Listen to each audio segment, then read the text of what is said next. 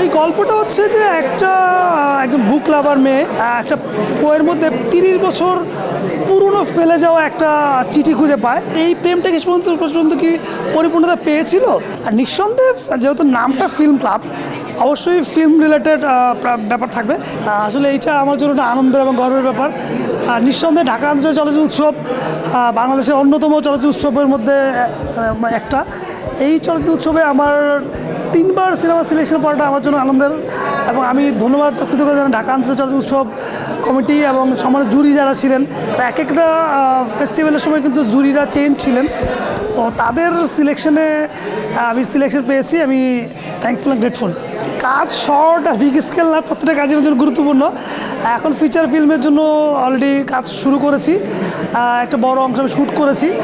আমার শ্যুটের একটা বিশেষ জায়গায় বৃষ্টির দরকার। আমি চাইলে কৃত্রিম বৃষ্টি করতে পারতাম, না আমার মনে হচ্ছে না, আমি ন্যাচারাল বৃষ্টির জন্য ওয়েট করি, কারণ দেরি করে হোক ভালো কিছু হোক। ওই গল্পটা হচ্ছে যে একজন বুক লাভার মেয়ে, সমসাময়িক সময়ের মেয়েদের সাথে একটু মানে হয় না যে আমরা সবাই, আমি নিজেও সামাজিক যোগাযোগ মাধ্যম প্রচুর ব্যবহার করি, তো এই মেয়েটা প্রচুর বই পড়ে, বুক লাভার। সে বাচ্চাদের বইয়ের গল্প পড়ে শোনায়।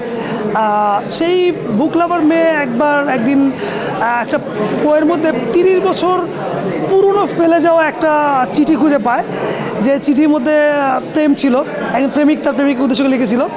তো তখন সে চিন্তা করে যে এই প্রেমটা শেষ পর্যন্ত কি পরিপূর্ণতা পেয়েছিল, তার কৌতূহল জাগে। আর যদি পরিপূর্ণতা পেয়েও থাকে, তাদের সেই ভালোবাসাটা কি এখন আগের মতো কি আছে, এই খোঁজার জার্নি নিয়ে তার গল্প। গল্পের নাম হচ্ছে থ্যাংক ইউ। আসলে ওইটা একটু সাসপেন্সে ছিল, এখনও আছে, থাক, চেষ্টা করছি, কিন্তু সার্বিক পরিস্থিতি মিলিয়ে এখন কোনো সেভাবে কোনো ডিক্লেয়ার করছি না। তেমন ভালো কিছু হলে সবার আগে আপনারা জানবেন, এবং আমাদের চলচ্চিত্র যারা নির্মাতা রয়েছেন, আমাদের এক ধরনের এনার্জি বলেন বা চার্জ বলেন, পাওয়ার বলেন, কিন্তু আপনারা গণমাধ্যম কর্মী যারা রয়েছেন, আপনাদের সহযোগিতা ভালোবাসা আমাদের কিন্তু ভালো ভালো কাজ মানে প্রচারে মানে উৎসাহিত করে এবং সহযোগিতা করে। আসলে কি যত বেশি সংগঠন হবে তত বেশি লোকের ইনভলভ হবে, যত বেশি লোক ইনভলভ হবে তত কিন্তু আমরা কিন্তু সমাজে কিন্তু আমাদের কৃষ্টি কালচার এগুলোর কিন্তু মানে প্র্যাকটিস থাকবে। তো সেই জায়গা থেকে, সেই চেষ্টা থেকে আমরা রিসেন্ট তথ্য মন্ত্রণালয় থেকে অনুমোদন পেয়েছি ঢাকা ফিল্ম ক্লাব। এটার প্রতিষ্ঠাতা হচ্ছেন মনোজিৎ বড়ুয়া ধীমন, আর আমি এই ঢাকা ফিল্ম ক্লাবের ক্রিয়েটিভ হেড হিসেবে দায়িত্ব পেয়েছি। অফিসিয়াল সব কিছু হলে আপনাদের সবাইকে নিয়ে আমরা ঘটা করে উৎসবের মধ্যে সবাইকে জানান দেবো।